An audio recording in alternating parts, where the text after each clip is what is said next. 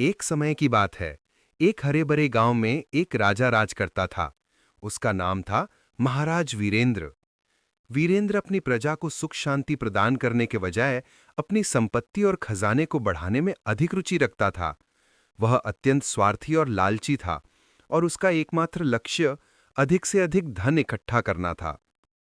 दरबार में कई चाटुकार थे जो राजा की हर बात में हाँ मिलाते थे, लेकिन उनमें से एक था रामू, एक साधारण सा नौकर। रामू अपनी ईमानदारी, बुद्धिमानी और गहरी सोच के लिए जाना जाता था। वह राजा के गलत निर्णयों से अक्सर चिंतित रहता था, लेकिन अपनी लोली स्थिति के कारण सीधे कुछ कह नहीं पाता था। एक दिन राजा वीरेंद्र अपने खजाने को देखते हुए सोच रहा था कि कैसे अपनी संपत्ति को और बढ़ाया जाए। उसके मन में एक विचार आया, क्यों ना गांव वालों से 2 गुना कर यानी कि टैक्स वसूला जाए। उसे लगा कि इससे उसका खजाना और भी तेजी से बढ़ेगा। बिना सोचे समझे उसने तत्काल आदेश दिया कि अब से हर व्यक्ति को पहले से 2 गुना कर देना होगा। गांव में ये खबर बिजली की तरह फैल गई। पहले से ही मुश्किल से गुजर बसर करने वाले गांव वाले इस नए आदेश से बहुत परेशान हो गए। उनकी फसलें कभी अच्छी नहीं होती थीं और अब 2 गुना कर देना उनके लिए असंभव था। कई लोग अपने परिवार का पेट कैसे भरेंगे, ये सोचकर रो रहे थे। रामू ने ये सब देखा और उसका दिल पसीज गया।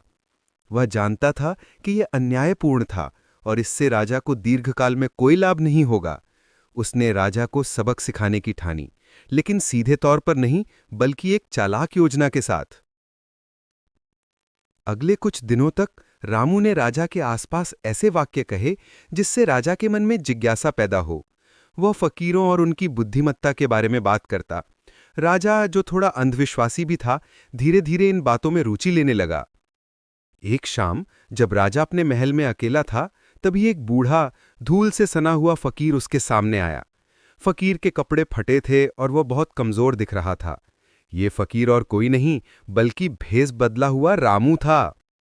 फकीर ने राजा को हाथ जोड़कर प्रणाम किया और धीमी आवाज में कहा, हे राजन, मैंने अपनी यात्राओं में बहुत कुछ देखा है। मैं आपके राज्य की समृद्धि और आपके खजाने के बारे में सुन रहा था, लेकिन मैंने एक गहरी चिंता भी महसूस की है। राजा ने उत्सुकता से पूछा, कैसी चिंता फकीर? मेरे पास तो अथाह धन है।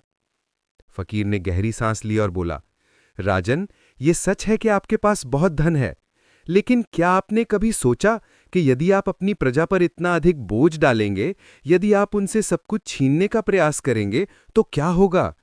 एक खाली मटके में आप कितना भी पानी डालें, यदि उसमें छेद हो तो वो कभी नहीं भरेगा। उसी तरह यदि आपकी प्रजा आपसे दूर भाग जाएगी, यदि वे आपके राज्य को छोड़ देंगे, तो आप किस पर राज करेंगे? कौन आपको कर देगा?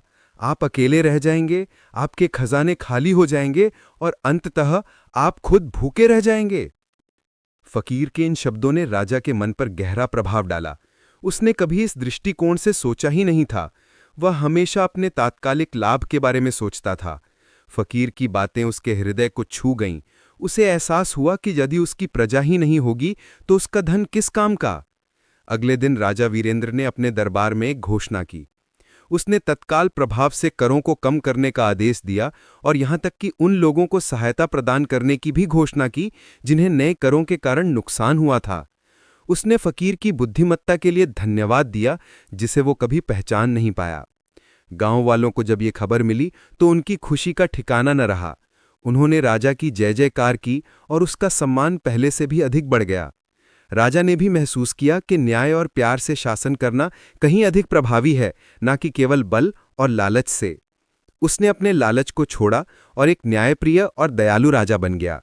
रामू ने मुस्कान के साथ देखा कि उसकी योजना सफल रही और राजा ने सही मायने में एक अमूल्य सबक सीखा।